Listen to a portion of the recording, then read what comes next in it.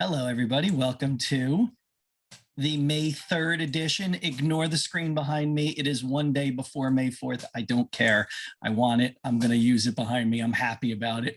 But this is the May 3rd edition of the AT Town Hall. We are excited to have you all here with us. And we are excited to have the group with us today leading the discussion. We have the QIAT Leadership Team here in full effect leading the group. And so without further ado, I'm going to let them lead the group. So enjoy, lead the group. That's kind of intimidating. Can we talk about this? Why don't we start off with first introducing each of us who are here from the QIAT Leadership Team. I can't see the whole screen, so I'm going to start because what the heck. I'm Joan Breslin. I live and work in Minnesota. My work focuses on leadership strategies in school-based IEP and school-based AT teams. Who will be next? I'll tell you what, I'll call people based on what I see. Brian, next. Good. And by the way, I guess that's an announcement too. Brian Wojcik is the newest member who is brave enough to join the QIAT Leadership Team. Go ahead, Brian. My name is Brian Wojcik, and I currently reside in Nebraska and serve as the education program supervisor for the Nebraska Assistive Technology Partnership, which is part of the Nebraska Department of Education. And I'm excited to be here to talk about QIAT, and I'm excited to be part of this awesome team of individuals. Jane. Jane Corsten, and I'm a speech language pathologist in Kansas City and associated with Every Move Counts, Clicks and Chats. Go ahead. Kelly. Hi, I'm Kelly Fonner. Prior to Brian joining, I was the newest member of the QIAT Leadership Committee. I'm an independent consultant. I've been here on AT Town Hall for a couple of weeks now. I know most of you that have signed in. Thanks so much for joining us. Penny. Hi, I'm Penny Reed. My background was a special ed teacher. I've been associated with AT for a long, long time. Worked with Wisconsin Assistive Technology Initiative. I live in Diana. Oregon.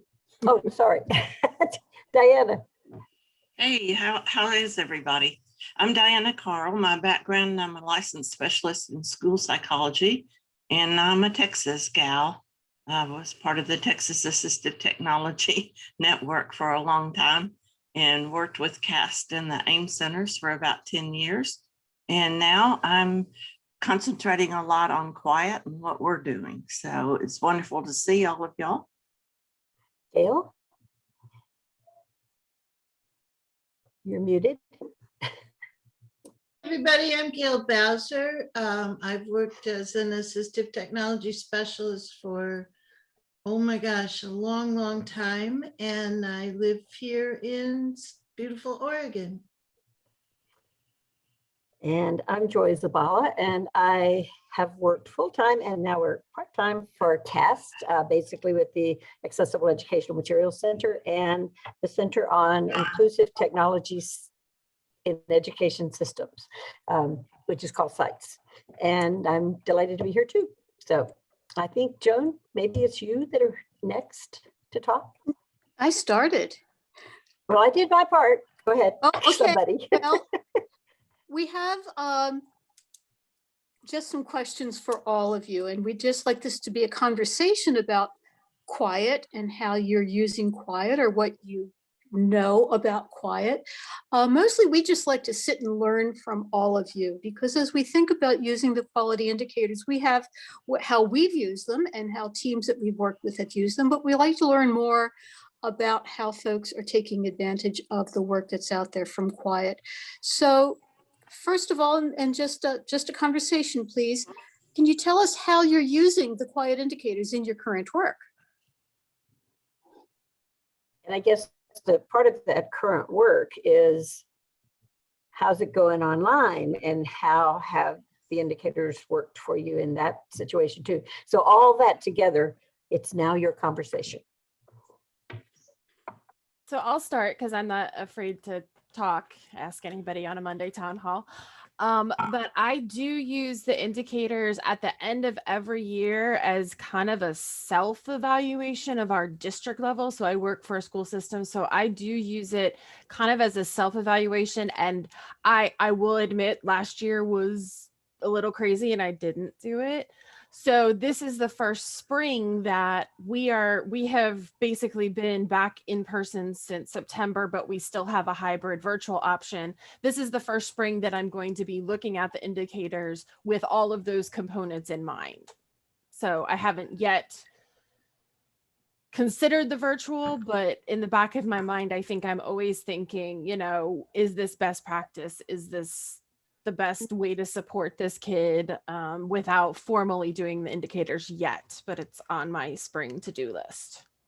Do you know what your delivery model will be next year? Will you continue virtual, hybrid? You know, what the plan is? So as of May 3rd at 12:07 p.m., the plan is to continue mostly in person. We will probably not have the brick and mortar students who are attending at home continue being in what we call digital academy, but we will always, we've had a virtual option for forever. We will continue to have our e-school option, but it kind of depends on what happens with the numbers. I'm in Florida, so Okay.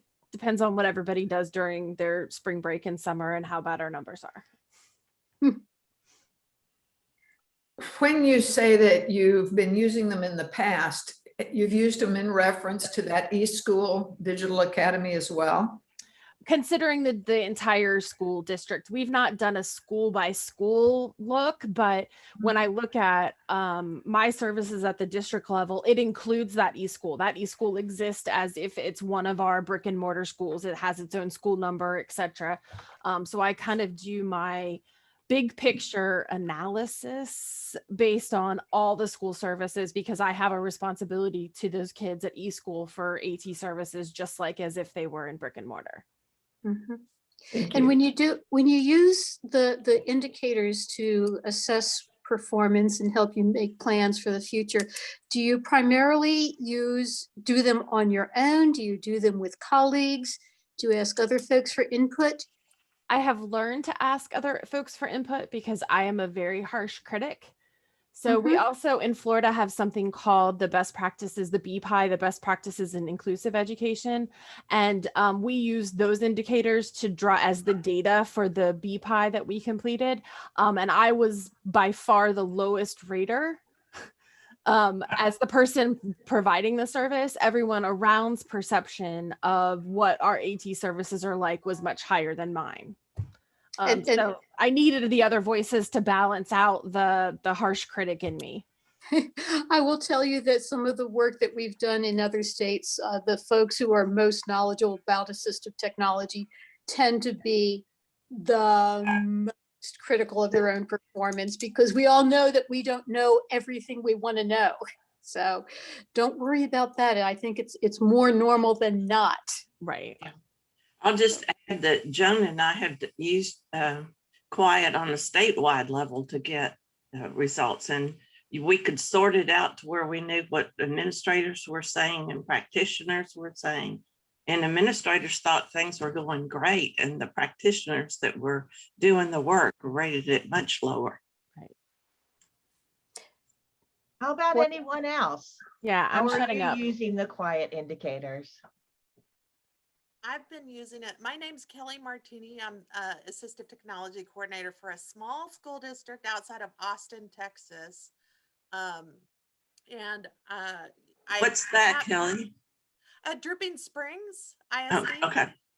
Yeah, we are a fast growth school district, and in the next 10 years are going to double in size. So like right now we have 8 campuses, and in 10 years they're anticipating close to 20. So it's rapidly changing. I keep the QIAT indicators right next to me. I have been using them. I started last year getting stakeholders input, and by stakeholders, you know, I had my dyslexia team, intervention, special services, including our speech pathologists and our LSSPs and OT, PT, our AI and VI, everybody contributed, and we kind of did small group assessment, and they would all go through the QIAT indicators. I'm still honestly trying to digest all of the information that I got from those. And I will say that, I would say that's my struggle right now. I put together all of these packets and had people filling these out, and they returned it to me. And now, now I'm just trying to figure out how to take all of that information and really understand it. And as we move forward, really developing a plan that's going to serve all of those stakeholders. I also use this as a guide for, what we should be doing as we're developing our policies and procedures as a school district. So that's how I've been using it. That sounds like a lot. It feels like a lot. I'm honestly a little bit overwhelmed. It's such great information. At times though, I feel like it's such a huge mountain and I feel like I'm at the bottom. So a lot of us have used the indicators. I wonder if someone would like to talk about which of the indicator areas they Hey, find. Joan, I'm going to interrupt you.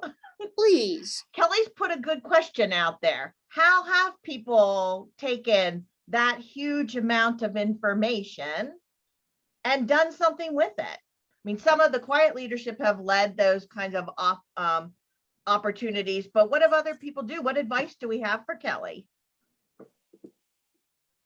Honestly, I used Google Forms and then let Google Sheets make it pretty. Kelly, take that data and instead of trying to build charts and whatever, let Google Sheets kind of help do that for you.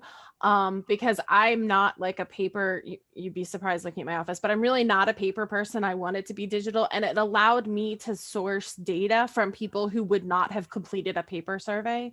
So I kind of morphed it into a Google survey, sent it out. And then again, when those results came back in Sheets, I could either look through for commonalities or again, use Sheets to make some of those data, the non-narrative data pretty. That's a great suggestion.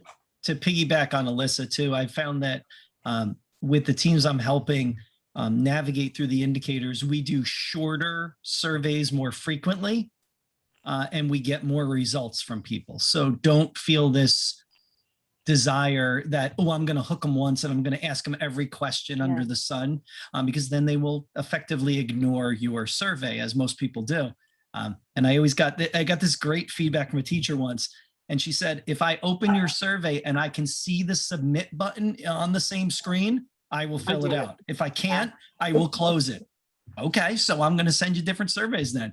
So we take them it in was chunks. like pick an area, and basically I picked the things that were kind of had been coming up in district conversations, right?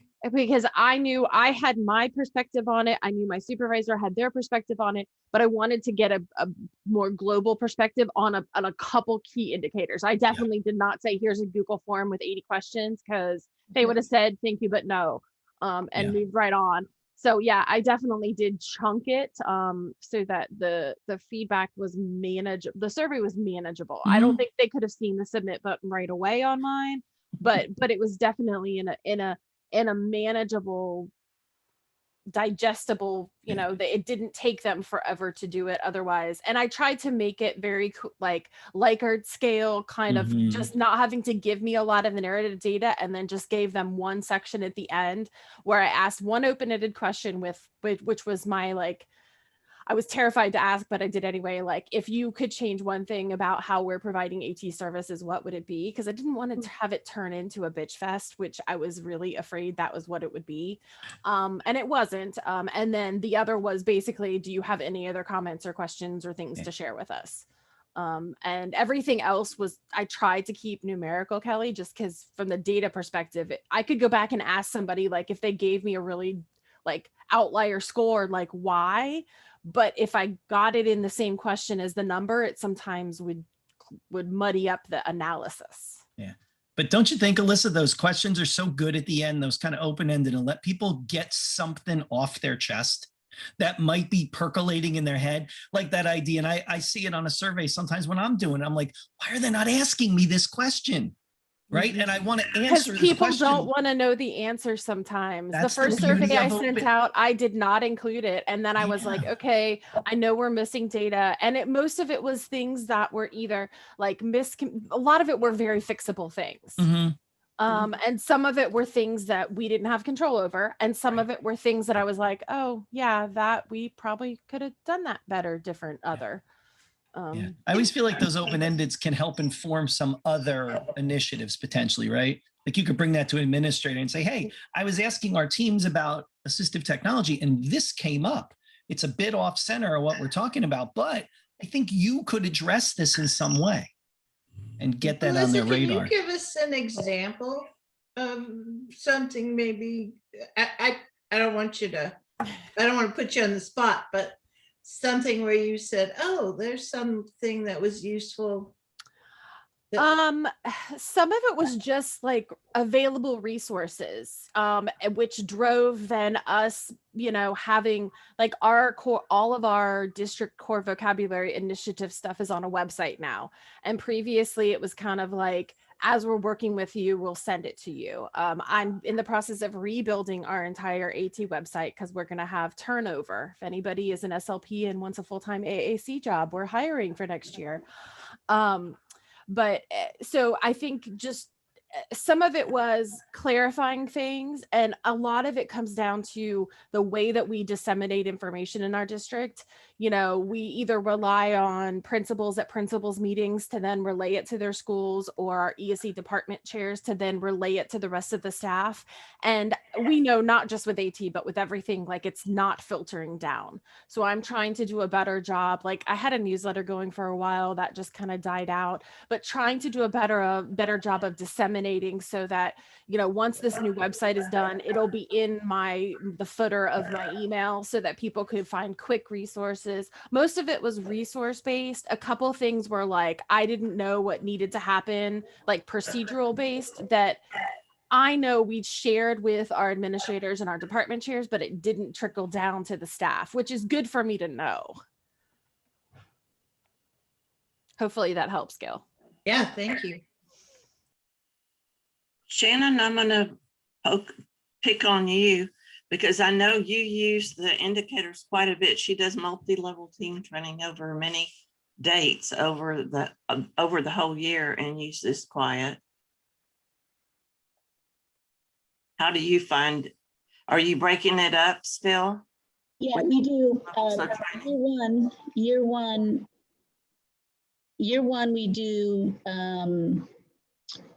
the first three and then administrative perspective. In year two, we do 4, which starts with implementation, 5 and 6, and then professional development. And then my goal this year is to actually format those from each district and share it myself with the directors. I'm going to send a thank you letter saying thank you for allowing your teams to participate. And I'm going to actually share them. I've led it up to the districts before, but I'm going to do it in a very positive way this year, kind of showing how many hours of training above and beyond. We have the ATIA subscription that they have provided. And then these are your rating scales. Please meet with your team, because I don't think that the directors always, it's like our teams have really done a great job rating their districts, but then it just gets stuck, and the directors have so many other things they're dealing with that they don't take the time to look at this information and move it forward within the districts, if that makes sense. So the districts will send a 6-member multidisciplinary team to this training, and they participate for 2 years, and it's 8 full day sessions, which I did a request this year to see if they wanted to cut it down now that we're doing virtual. And my teams all wanted the full day like we're doing it, because when they do partial days, they don't get a chance to really meet as a team. And a lot of the time while they're with me, I'll provide new information, but then they'll actually go over one of the indicators for each one of our sessions, and then they'll set goals for their district. And they said that they don't get that chance to really sit down and have those conversations when I only do it in 2 or 3 hour increments. They really did like the full day because we provide them a substitute teacher with some of our funding, and fund that substitute teacher so that they can really focus on assistive technology. So, but I still think getting that information a usable way to the directors is something I'm still trying to work on. Yep, you got to have the administrative support to build the sustained services. It's one of our soapbox. Now, our third level of that is our systemic teams, and they only review the administrative support and the professional development, and they set a goal. And so they're not going through the regular training. Like our first year is really set up as assessment evaluation. And we kind of break it up into like AAC, reading, writing, and general principles and access. And then our second year is more implementation in those same AAC, reading, writing. And then our third year is a systemic where we bring in the teams that want to continue, and that's all they do is set district goals, and they will fine tune it. So we had 13 teams this year setting goals. And one of my favorite districts actually, it was interesting. This was such a unique year that I offered a makeup because when we had our first training, they were on, these two districts had an added in break that we weren't anticipating. And so I did a makeup in November, and these two districts, one was very strong and one of my stronger districts, and one was a very novice district, and they ended up bonding. And so that was something that was an unintended consequence, but it was fantastic because the smaller district then reached out to that really strong district, and they ended up creating a whole library this year that I couldn't have done myself. So that's another thing, is how can I maybe pair up some of the stronger districts with some of the weaker districts so that I give more paired support, if that makes sense. Is there anybody out there that's doing kind of cross-district coordination with using the indicators?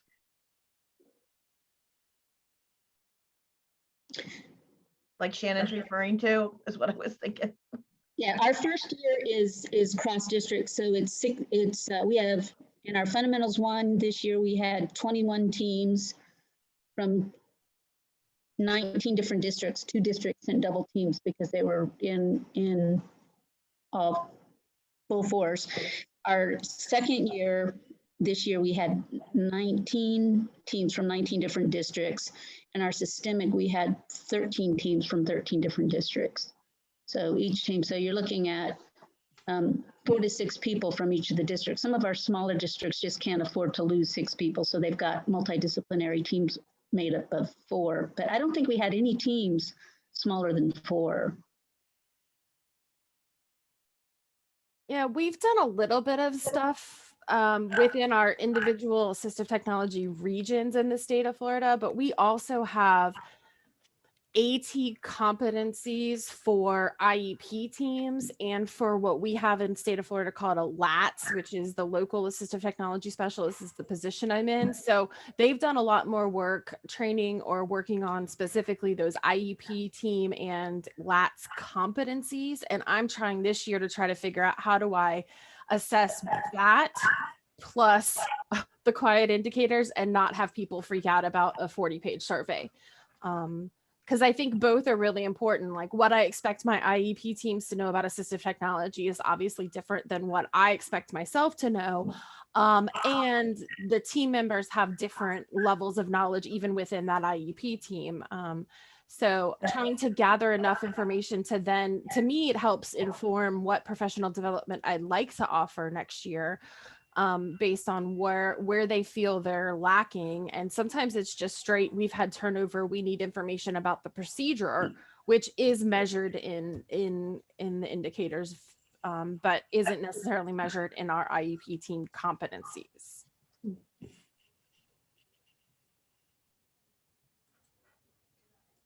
Which I will put a link in the chat box once I find him. I think this is such a great conversation, and I'm looking at our participant list, and I'm going to throw out a nice gentle nudge to anyone else who'd like to share. I know we are a chatty group. Don't feel overwhelmed by the number of people in our town hall today. We don't normally have this large of a group, so this is exciting. And again, if you're more comfortable in the chat, throw it in the chat. That's okay too. Find a way to add your voice to it. This is not a direct dig at Alyssa, by the way. I love when Alyssa shares. I didn't want her to feel like, oh, he's telling me to not share. I'm muted and I'm going to stay muted. See, it happened. I turned it. That's unfortunate. But I did, I will piggyback on your idea, Alyssa, which I did before too. This idea of these competencies for your team members, and some of the work that I'm doing in Michigan with the groups there are regional teams supporting local teams. And so we're bringing them all together in training, and helping them recognize that they have the capacity to do this work.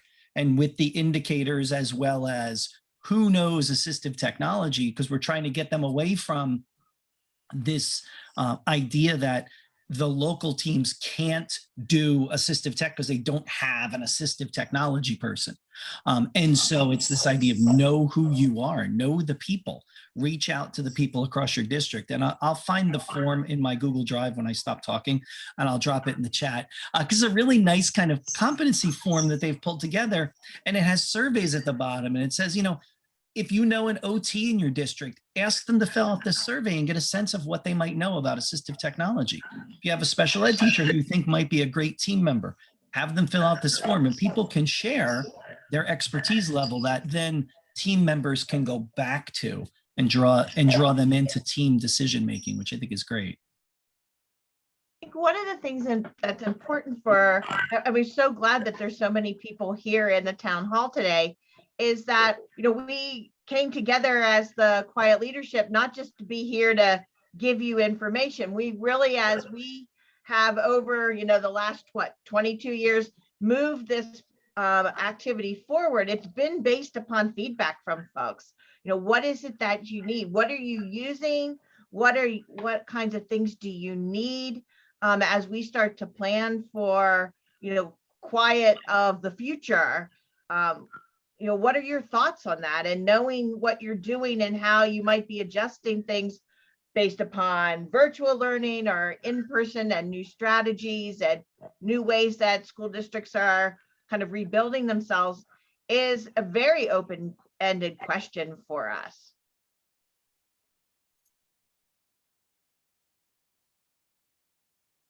If some of you are not using QIAT, why has it been a stumbling block to get started, or you just haven't found it useful, or so some more ideas to throw out?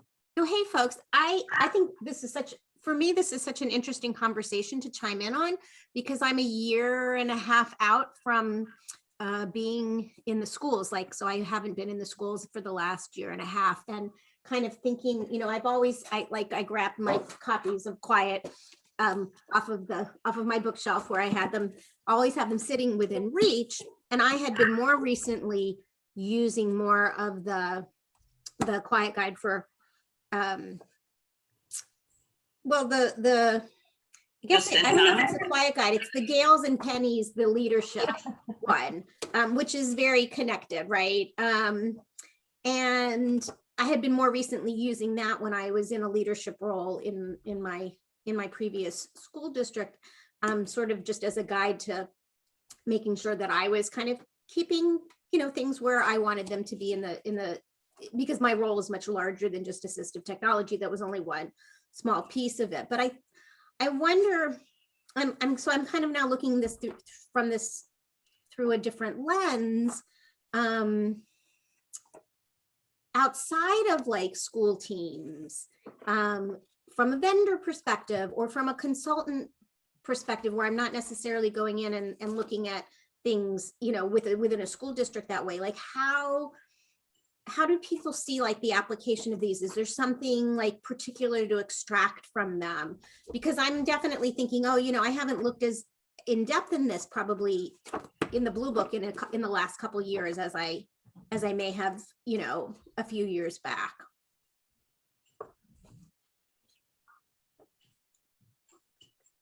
Okay, so I put in the chat that I would share the very little that I've been able to do. And so Alyssa, that's exactly the way that I've used the indicators, is to help advocate for myself to have more time for assistive tech.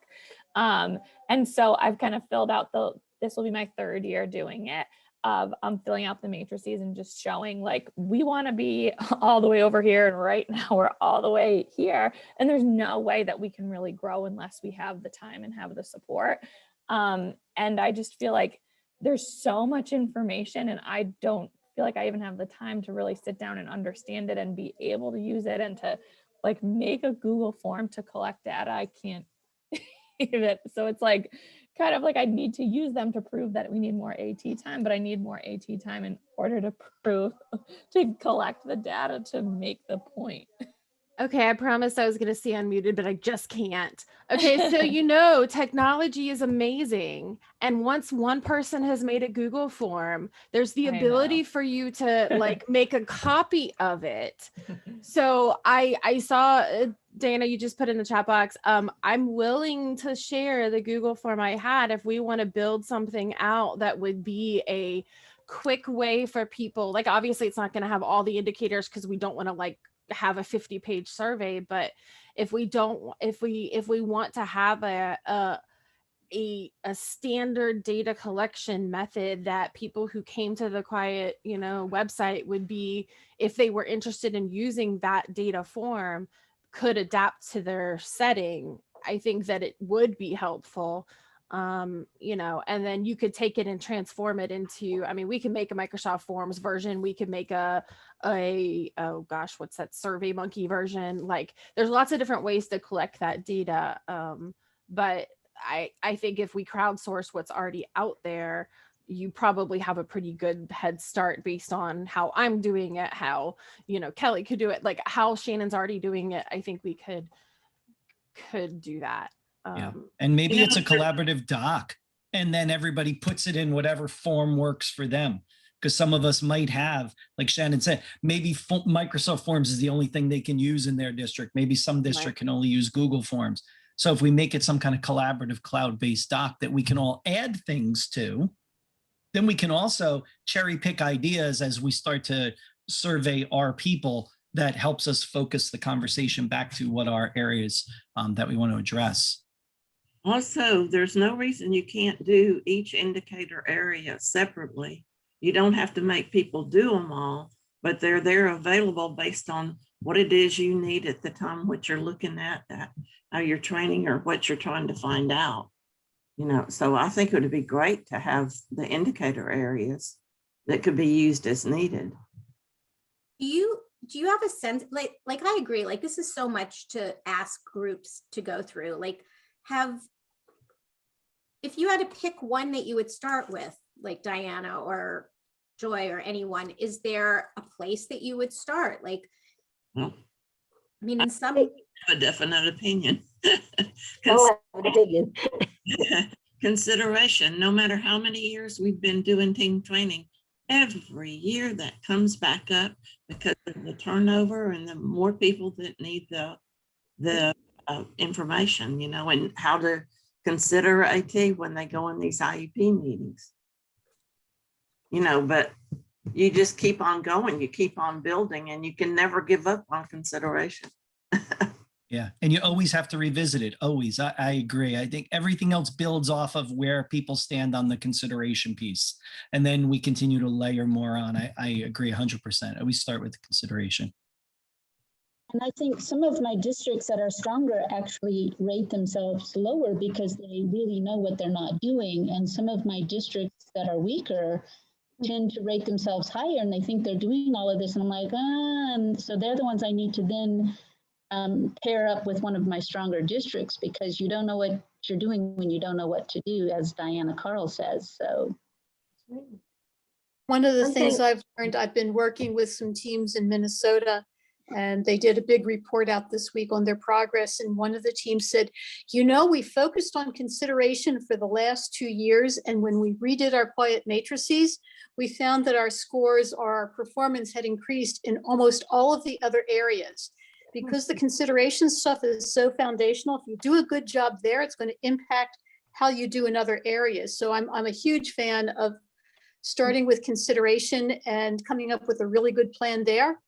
And it's going to give, in my opinion, give you a positive impact on all the other indicator areas. And another idea, I'm sorry, go ahead. I was just going to say, Sarah, you might want to consider, if you're sort of overwhelmed by the whole thing, is I don't know if you've seen the little, what I call the little golden book, which is the companion, and it doesn't have all of the richness of the blue book, but it really sort of gets down to the nitty gritty of each area, and is obviously simply size-wise much shorter, and yet still gives you a good picture of the whole thing. And I wanted to comment on what Joan had said about consideration. Improving consideration improves everything else. A number of years ago, we went through a very specific kind of process the leadership team did in exactly that issue. And that's what came up even in this process that we went through that was more, a little bit more concrete than just what we think. And so it's interesting now, probably 10 or 15 years later, to see how that really did say what we see in practice. What I was going to mention was, don't forget about giving people a little carrot if they're going to take that, you know. Also, we used to use captive audience when they came in person to training. We'd make them sit down and take whatever level it was that we wanted before we got started, because people get so busy that they don't get it done. So you have to really think of different ways to sometimes to get people to take it, and then you have all that rich data to work with. And when you're collecting data, who are you collecting it from? Are you sending it out to like the whole district, to every teacher and every therapist and administrator, or are you going to a smaller targeted group? I can tell you that in our district, yes, we did all of that. I would send it as the case manager to the schools I worked with, and I would really target with them, most of all, implementation, evaluation of effectiveness, that we would send and so each case manager would be doing those pieces. Then we might send out the consideration and documentation on the IEP more to the psychologists and learning specialists. And so when we started, we were very targeted in what we did. And then as teams got better aligned and communication was better, then we would send a broader mailing. We'd send it to, you know, not just the implementation team, but the psychologist and the learning specialist that went with them, and ask them to look at all of it. And it was interesting to watch how the data shifted just as they became more knowledgeable. A lot of things they were already doing, they just really didn't understand how it fit in, and that what we were asking applied to what they were doing. And so as we worked with the teams, we found that a lot of times educating them, the scores went up, even though we hadn't changed much yet. So yeah, that's how we did it. And it's a school, you know, large metropolitan school district. You know, what comes to my mind, and I agree with Sarah, and I totally understand so many of us are wearing so many different hats. You know, this is my 20th year to do AT, but this is the first year that I've been given, like, this is all I do. In previous years, I had a full OT caseload, and so in Texas, we have region centers, and we meet. We have a very strong AT network here in Austin, but I can't think of many people here that their only thing they do is AT.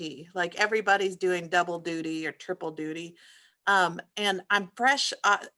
I know this group that I met with last week, they know I went to like an excellent training on executive functioning. So that's very fresh in my mind. And I only bring it up because I'm thinking, and maybe this is a big ask, but if we scaffold, almost like a menu of proposed like pathways for implementing some of these things and like activities, like if you have a little bit of time and you really want, this is what you have, and these are the resources you have. Here's a proposal for how you might use these quality indicators. If you have a little more time and your, kind of your goals are a little broader, here's this proposed pathway. Because I do think, just knowing, like, given a pathway, is so helpful. Like, where do I go next? What's something I could start out with and then go from there? And just almost a menu of options. If you've got if this is your full gig and you really want to invest a lot of time and effort, here's some recommendations for how to, from point A to point Z, get there. And these are just recommendations, you make it yours, but I think that would be super helpful. Just to help people see themselves in space and time. This is a huge future endeavor.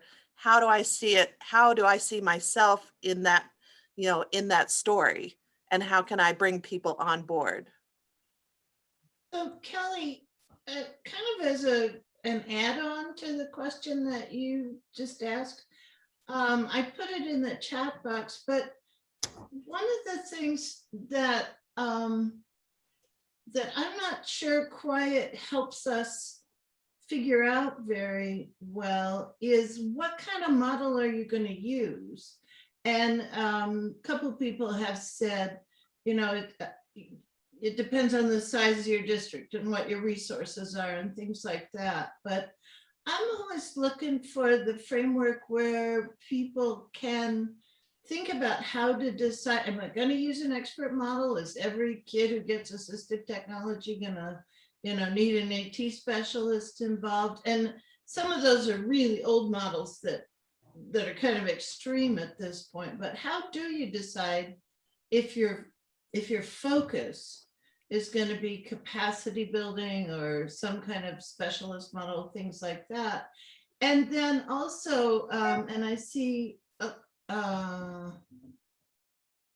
Alyssa has talked about how do you begin to change that model if you decide the one you've got isn't working for you very much. So I don't know if you folks have had that experience of needing to change from perhaps a pretty strict AT teams model to a capacity building model, but I'd love to hear about that and whether or not QIAT is helpful in that decision making.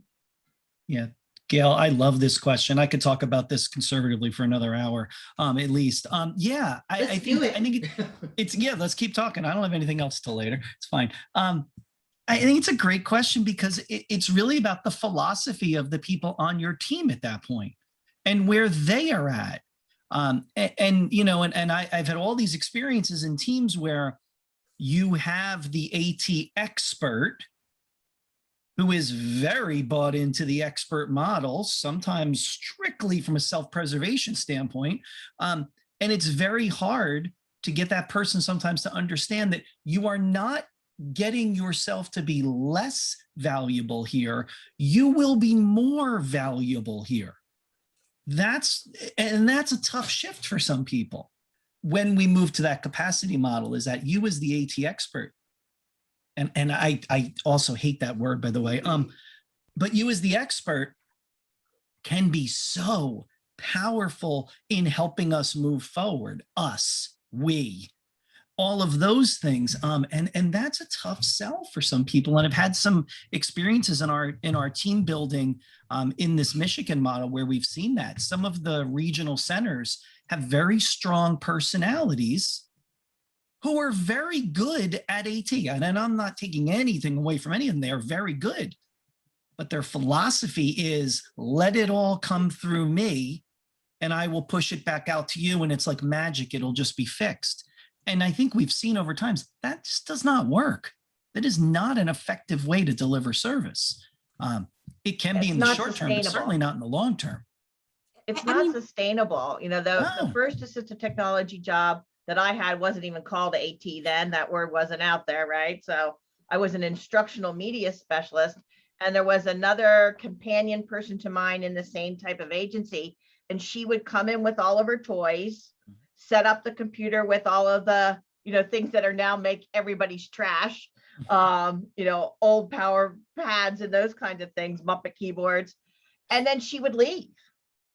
And it just wasn't sustainable. So we had this one day a week that she would come into the program, and it was kind of, you know, like how we used to see things like music therapy, where they would come in, entertain your group for a while, and then off you go. And it's not sustainable that way. And I like when Mike said that some people do this because of self-preservation. Of course. And probably the best advice I've ever been given in my first official AT job was, it's our job to work ourselves out of a job. I Every was going time. to say too, like, and I agree with, I think Natalie put something in the chat about, this has to not actually come from the AT. This is not like this assessment and this look at this. It shouldn't even be coming from the AT team, to be perfectly honest. It should come from maybe like more globally special education, in the sense that at least in larger school districts, but I would imagine this is true in smaller school districts too, that AT consideration doesn't even start with the AT. I mean, like, I've been in schools where there's no, like, not as an AT person, but as an administrator in another role, where the AT person never comes into that building, and they shouldn't ever come into that building, right? Like, the AT needs of the students in that setting are, you know, visual schedules and maybe some text to speech. And, you know, it doesn't happen to have a kid with more significant complex needs. But they don't know what they don't know, right? And I remember when we went through a massive, like years ago, we went through a massive system-wide training on consideration as a part of IEP training. And I still think that's probably the only place in my former school district that this is happening at a large scale level, is as a component of IEP training, IEP compliance training. Which is, you know, as we know, when we're doing things at a compliance level, it's not necessarily particularly effective. It's just to say that we can check the boxes and we don't get sued, right? So I think it's too massive for like a Sarah or a Kelly or somebody like that to be, when every single IEP meeting for kids that might never end up on your caseload as the AT person, right? Like, you shouldn't be, the AT person shouldn't be touching every kid that would benefit from, you know, text to speech or you know, a visual schedule or whatever it is that you might be using. It needs to come out. So, like, you know, I think this is a piece that, like, the special education directors in school districts need to be the ones facilitating. So, like, how do we get that, right? And I think a lot of that's that what I goes was back just going to say, Beth. I was just going to turn my Right. mic on and say, how do we get that, right? Right. And I think it goes it's- back to, as much as like that consideration piece isn't a critically important piece to go, but it's that that evaluation, not even necessarily self-evaluation, but that evaluation of the administrative support to it. Because if it's simply trained at a compliance level of checking the box that you checked AT consideration, it's never going to get everywhere. Like Alyssa and Sarah, you guys in your roles can't train every single teacher that's going to, you know, every single special educator that's going to chair an IEP meeting or whatever that is. Yeah.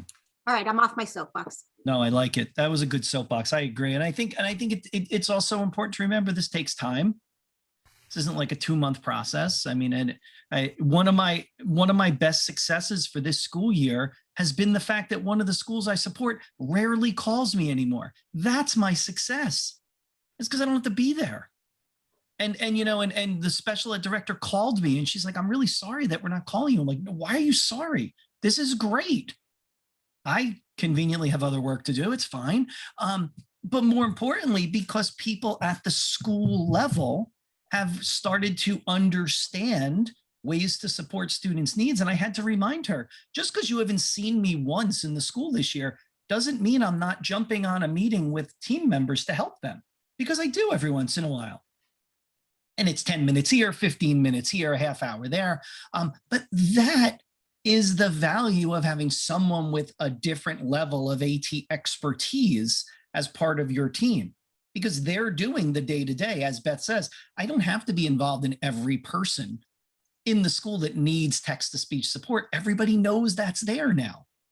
But when that doesn't work and it elevates to another level, that's when I bring myself into it, or I'm brought into it. And I feel it's such a valuable way to provide our support and demonstrate our effectiveness down. And this is the first year she's finally realized, this special ed director, because I had said what Kelly said to her when I started. I said, my job is to not work here anymore. And at the time she was like, well, okay, that's not going to be the case. And guess what? It's pretty much the case this year. And that's a pretty great thing, actually. And we had a really nice conversation about that on the phone. Like, this is a good thing. Sure, it's sad. Who doesn't want to see this smiling mug every once in a while? But it's fine, because they're doing stuff and their kids are being successful. So I think that's really awesome. I was just going to jump in and say about the whole I move from expert model and things. I feel like when our districts first start off and like have an AT person and commit to it, it's like they almost want that expert model. Like all the teachers are so excited they finally have somebody they can ask. And so like in my district, when I first started in, the AT role, like, oh my gosh, they wanted me at every meeting, speech to text, like, and to try to pull back out of that expert model, it wasn't even so much like a job title or anything like that, but it was people were just so excited to like learn, and they wanted you there, and they realized that you had something they didn't. And so I think I'm seconding what a lot of people have said about that time for that change, because they almost had to see like the magic of AT first under kind of that expert model. Like, okay, I'm in this meeting and look at this magic that we can, and then they're like, wait, okay, so I could do that. And then like those trainings started becoming more and more. And now I don't even have quite as many people coming to the trainings because they get it now. And so, it's one of those things where, especially when you first start, with a district, it feels like they want that expert model. And as much as you try to tell them that you're going to capacity building, the teachers don't even want to hear it yet, because you've come in as like this buoy, this lifesaver that's there for them. And they don't want to hear like, no, I want you to learn this. Like, but once they get familiar, then it seems like it slowly starts moving that way. And then they get excited and they get more confident, and you don't get calls as often, which is phenomenal. And you can focus on more of that, capacity building. But I really wanted to second that time thing, because it feels like there's definitely that portion where you can't necessarily get people to let go of the expert model yet. Yeah. And trying to force them to do it doesn't necessarily help either. So kind of that gradual, trust us, we'll get you there. But yeah. Yeah. Don't you think, Cassie, it's because that's what they know, right? It's what people know. They understand that I have a deficiency in one area. I'm lacking something. I have to bring in that one person who has all of that. And then it's our job ultimately to come in and then remind everybody, you all have some of this. I see a little bit of both. Part of it is what they're used to, and part of it is they already feel so overwhelmed that they're just grabbing onto you as a lifesaver, as the floating buoy to keep them going. So I think it's kind of both. One, it's what they're used to, and that's comfortable. But two, it's they view you as the person that we finally have in district that can take something off my plate and help me with this. And that part is there too. And they need those happy moments where they can just let down their guard a little bit at first, until they're ready to learn and keep going. And I don't think I have any that haven't been willing to learn after 6 months, a year. A couple took a couple years. They just kept wanting to bring me in. But eventually they do start realizing that it takes more time to bring me in than it does for them to just do what they already know. Right. The inefficiency of the expert model, right? Right. I'm only in your school one day a week. Hopefully the thing that you need happens on that day. Otherwise, how's it going to get fixed? And so I think that helps too. And lots of go use. Lots of, you Yeah. had a great idea. That's perfect. That's exactly what I would have Exactly. done. Yeah. You know, hey, I didn't get back to you yesterday and I see you've already done it. That's perfect. Like a lot of that too, then they start growing that confidence. But it does take time. And part of it is that they're familiar with the expert model. And part is somebody finally is here to help. And they're not ready to say, I don't need you here every day. So I've got a question. Some of the things I'm hearing a lot about, that transition from expert model to capacity building. What are some of the strategies folks have used to get folks excited and become the practitioner instead of the person who's so dependent on you? Celebrate successes. Every success people have, celebrate it. Find a way to bring it up at staff meetings. Have people record themselves and explain what they've done. Do a flip grid where people can share their excitement for something they've done. Hop in to their space and just see how it's going, and maybe bring someone with you. At the school that I'm talking about, they have a video production class at the high school. And what they do is they send the students out in the classroom for projects, but these projects are highlighting educators who have done something cool and different. And so we find these people that have these little moments of success, send the kids out there. Everybody wins because the kids are getting their projects done. The kids are becoming more aware of the supports that are around to support all their fellow students. And these teachers get a little bit of recognition for the great things they're doing. One thing that really has been beneficial for me in that regard too is when they come to you with a question, like listen to their response before you give them your own. And even if it's, you're kind of aware it's probably not going to work 100% the best, talk them through it, work them through it, let them even try some things. And I mean, unless it's detrimental and, we need this today, an extra day of letting them try something and then saying, okay, how did that work? How could we change it? And let them get there is great, because they start feeling like, wow, okay, I've got this. You came in and told me what I was doing was a good idea to try. Okay. It can be tempting when you're in a big hurry to be like, okay, here's how we're going to do things.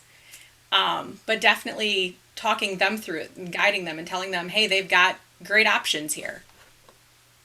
I think one of the things that's really important too is that, when you go into a situation, you don't know if what you're seeing right then and there is typical of what usually happens. And that incredible knowledge that the people who are closest to the student themselves and their family, the knowledge that they have, and they may not know the name of the whatever is going to be something you want to try, but they have a whole lot of information. And in order for us to fulfill our role, if you will, as ones who know more about the tools, and I have to sort of laugh because I really don't know too much about them right now.